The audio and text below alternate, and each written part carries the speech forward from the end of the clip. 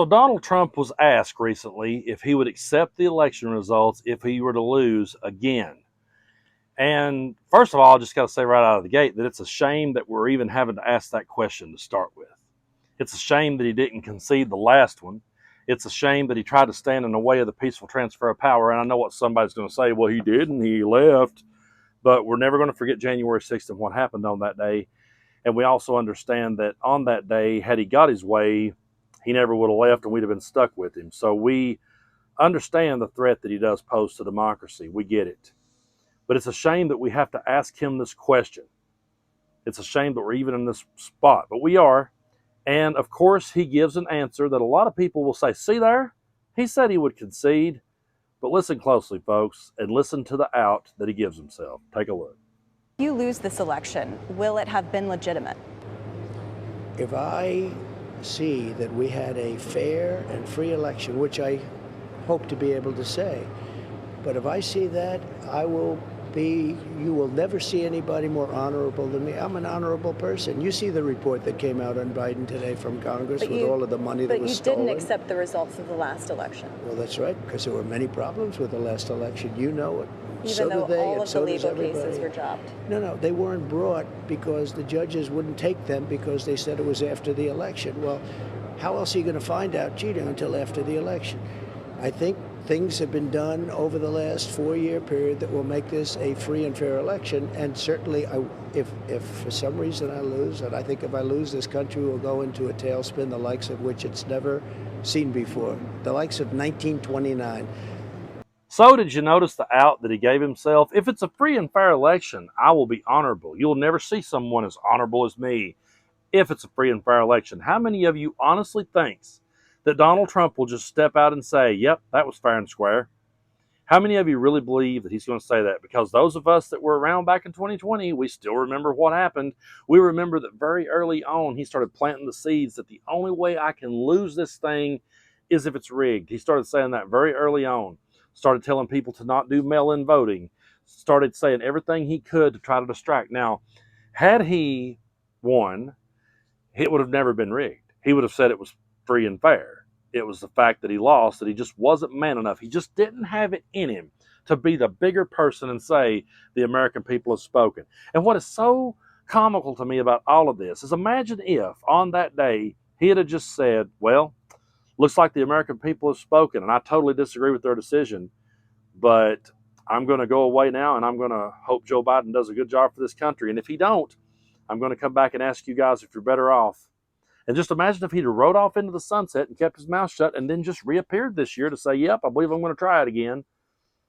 Then, he could have had a fighting chance.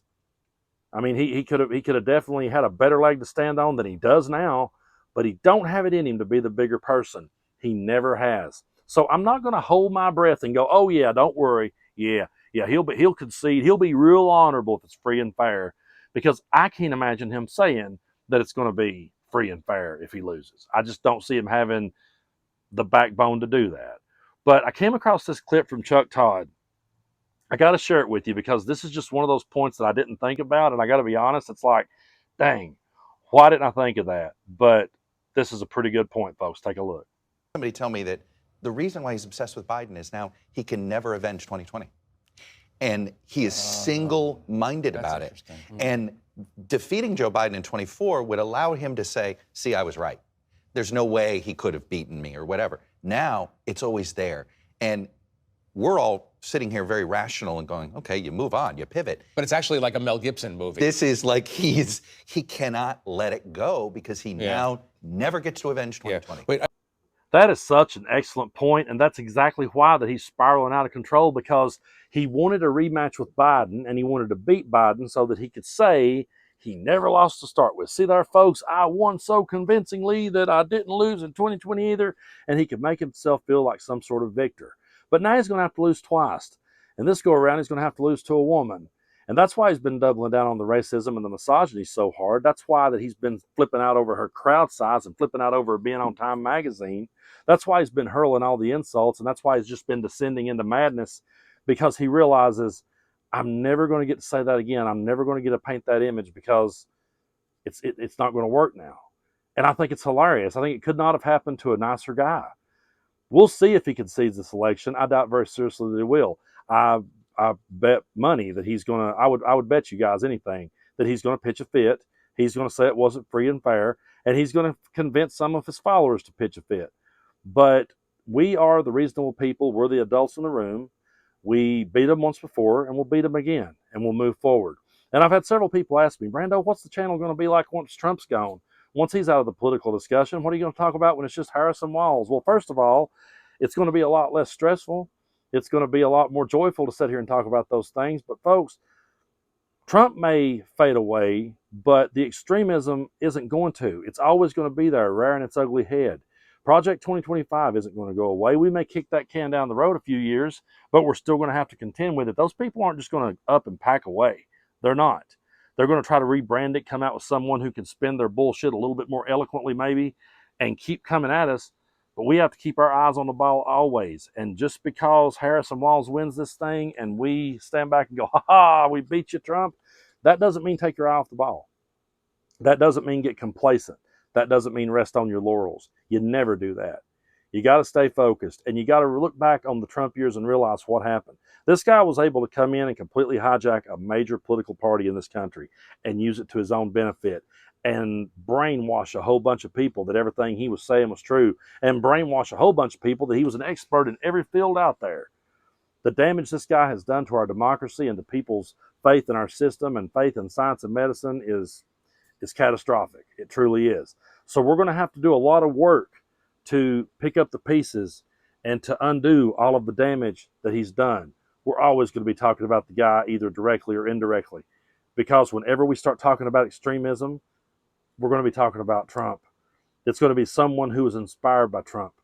20 years from now, 30 years from now, when we're all older and we're sitting on the porch just watching the wheels go by, there's going to be some dipshit out there trying to mimic Trump. And if there's a breath in my body to still be sitting here saying it, I'm going to say, yeah, we've seen this act before. And we beat it in 2020. We beat it in 2024. We'll beat it again. Because you don't ever take your eyes off that extremism.